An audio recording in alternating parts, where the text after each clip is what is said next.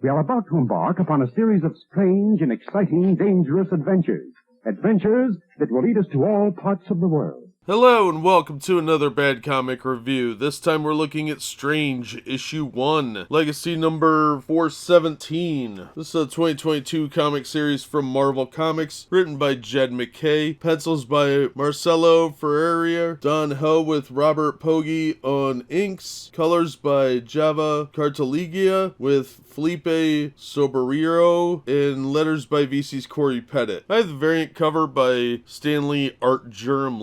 Covers a good pinup, but tells you nothing about what's going on in the book, which is probably a good idea. So we start off with Clea Strange facing off with somebody called the Harvestman, and then it jumps into a flashback of earlier that morning. Dr. Doom's knocking on the door, and Clea opens it mid-knock. Haha, funny, right? And Dr. Doom says that he should be Sorcerer Supreme, and she talks about coffee, and then tells him no because she's a strong, independent woman. Something, I don't know. There's really no reason why he won't be Sorcerer Supreme. Then she got the mantle from her husband, and she eventually sends him away. And then Wong comes down. Apparently he's just an alcoholic now who's pretty much incompetent. And they decide to go to Diagon Alley, the Goblin Market, to get coffee. Dimensional dark roast. Ha ha ha ha, get it? Because it's from another dimension. They also buy a wrap, not a chicken wrap, a wasp wrap, because that's funny, right? It's from a foreign place. And then they look at some swords with no serial numbers. Get it? Get it? No serial numbers? Ha! And that's when the Blasphemy Cartel shows up, and they have magic weapons that look like modern day weapons. Because that's funny too, right? Right? Funny? They have hex spells on grenades that summon demons. Because